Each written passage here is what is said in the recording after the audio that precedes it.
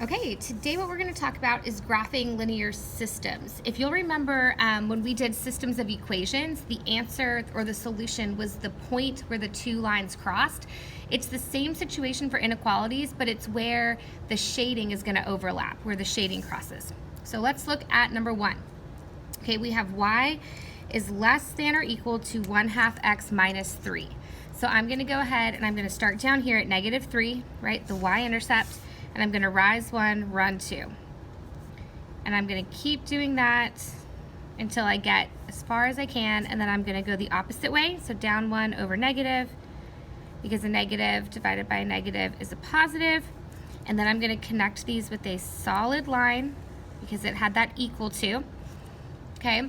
And it's saying that my solution, remember this is just like the previous lesson, is anything less than or equal to this line.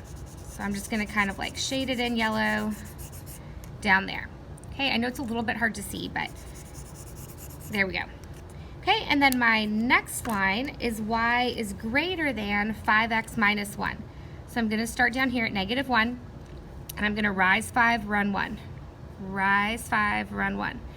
Or I could go down 1, 2, 3, 4, 5 over -1, down 5 over -1.